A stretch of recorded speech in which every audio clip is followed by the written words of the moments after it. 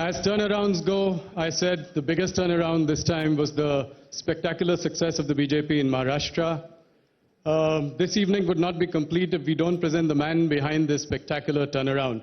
So the big surprise is we have with us the newly minted Chief Minister of Maharashtra, Devendra Fadnavis.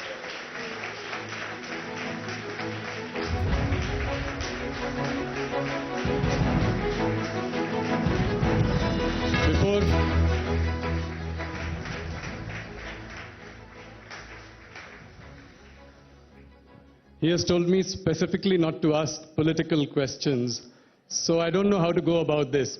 So, Devendraji, the field is wide open. You have the biggest CEOs of corporate India here. What is your pitch to them? I think all of us know that Maharashtra is the business magnet. It is the powerhouse of Indian economy. And I would say we are back. And we are back with a bang. The mandate which the people of Maharashtra have given to our Mahayuti, it is not only unprecedented, but I think it is something which gives us a responsibility to contribute most to the Indian economy. And I must tell you that Maharashtra has always been ahead. And I was just taking the stock of situation yesterday, and I must share you one number that in the FDI flow, we have already crossed 90% of the FDI which we got last year in first 6 months. So I think this will be a record year for FDI flow, and I think in the infrastructure sector, Maharashtra is leading the way with a port like Vadhavan, which will be one of the biggest port of India, which is 3 times bigger than JNPT, and which has up to 10 kilometers, 20 meters deep draft. I think that will change the entire maritime economy of India. And I'm very happy that Honorable Prime Minister has also announced that the 3rd airport of Mumbai will be constructed at Vadhavan. So, entire new area is being created for business. And we all know that we have recently inaugurated the Atal Setu, 22-kilometer sea link, which joins Mumbai to New Mumbai. And we are creating a 3rd Mumbai, near New Mumbai, which is 3 times bigger than Mumbai, and which will be the next business capital of India. So I think there is huge opportunity to invest in Maharashtra, to conduct your business, and I would like to assure you that conducting business will be the most hassle-free activity in Maharashtra in days to come. We are there to handhold, we are there to partner, we are there to share everything which you want us to share. And I'm sure that with all the business leaders who are sitting here, together we can make Maharashtra the first $1 trillion subnational economy of India.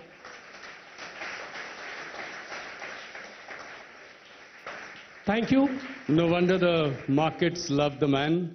2-3 छोटे सवाल तो इजाजत दीजिए, ज्यादा political नहीं पूछूंगा, पर फिर भी क्या ऑपोजिशन को ये बोला जा सकता है कि अब बिजनेस महाराष्ट्र से गुजरात नहीं जाएगा?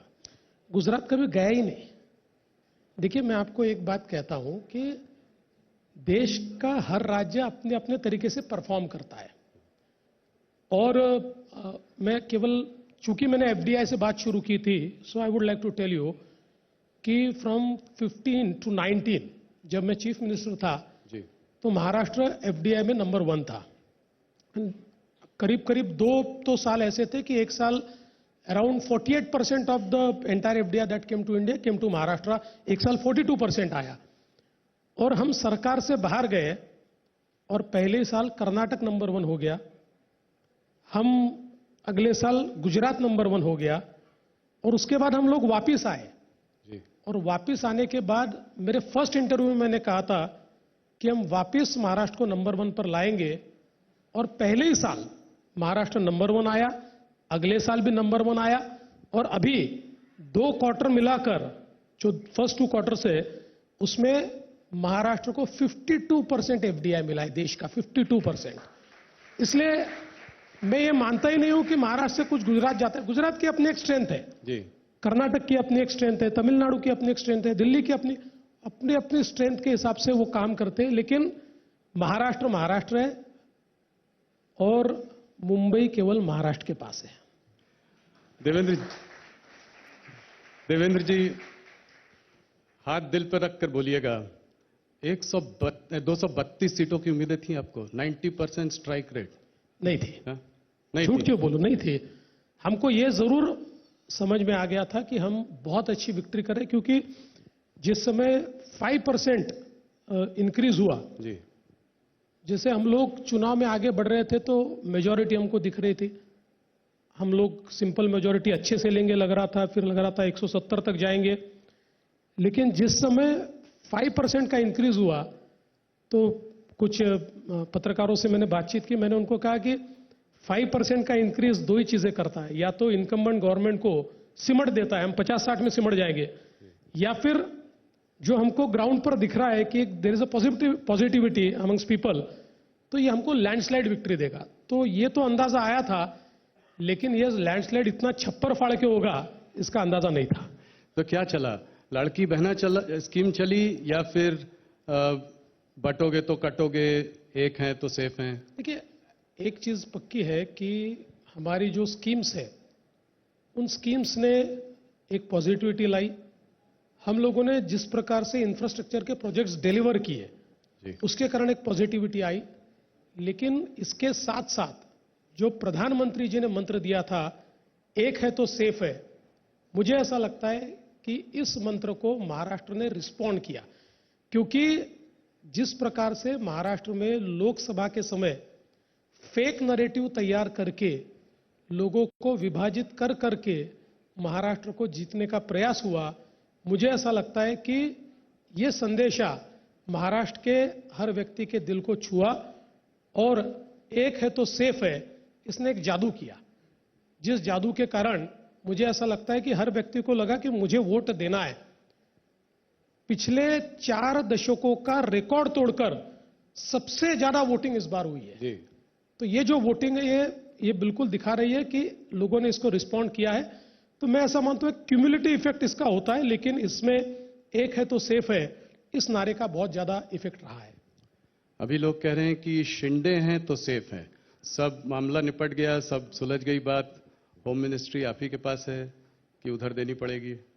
देखिए, पहले दिन से हम लोग साथ में ही हैं। जी खबरें तो कुछ भी चल जाती है ना, खबरों का थोड़ी कोई सिर पैर थोड़ी होता है, और हम रोक भी नहीं सकते। लेकिन कभी भी कोई कंफ्यूजन नहीं था। शिंदे जी पहले दिन से साथ में थे। शिंदे जी ने जब हम लोग बैठे उस समय हमारे लीडर्स के सामने भी बात कही कि मैं भी ये समझता हूं कि जिस प्रकार का नंबर लोगों ने बीजेपी को दिया है, तो बीजेपी को अपना चीफ मिनिस्टर बनाना पड़ेगा। इसलिए कोई उनके मन में भी कंफ्यूजन नहीं था। और होम मिनिस्ट्री किसके पास रहे, यूडी किसके पास रहे, और फाइनेंस किसके पास रहे, इसके बारे में कल चर्चा हम करने वाले हैं। जैसे चर्चा कंक्लूड होगी आपके कान में बता दूंगा। पहले बताइएगा, सबसे पहले। बिल्कुल। आपसे एक पर्सनल सवाल, आप मुख्यमंत्री थे, ज्यादा नंबर्स आपके पास थे, आपको उस हालत में भी डिप्टी सीएम बनना पड़ा। उसके बाद गजब का कमबैक है। पर्सनली उस वक्त आपको कैसा लगा और इससे कैसे आप बाहर निकल कर आए? ये हम सब के लिए एक लेसन होगा, हम सबको ऊपर नीचे देखना पड़ता है। क्योंकि हम महाराष्ट्र की धरती पर है, तो अपने यहाँ शिरडी के साईं बाबा को बहुत लोग मानते हैं।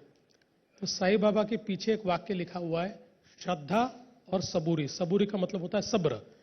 तो श्रद्धा रखो और सब्र रखो तो सारी चीजें ठीक होती है। वही मैंने किया। आखिरी सवाल, आखिरी सवाल। मोदी जी ने परम मित्र कहा आपको, तो जब ये जीत, इतनी बड़ी जीत हुई, तो सबसे पहले उन्होंने आपसे क्या कहा? नहीं, उन्होंने, जब मेरी उनसे फोन पर बात हुई तो उन्होंने कहा आप लोगों ने बहुत अच्छा किया है, आप लोगों को बहुत बधाई। ये उनका पहला वाक्य था और मुझे लगता है कि उससे निश्चित रूप से जो हमारे विजय का आनंद था वो बहुत बढ़ा। बहुत बहुत धन्यवाद। Ladies and gentleman, the man of the moment, Thank you. Devendra Fadnavis. Thank you, आप आए, बहुत अच्छा लगा। Thank you very much. Thank you, Mr.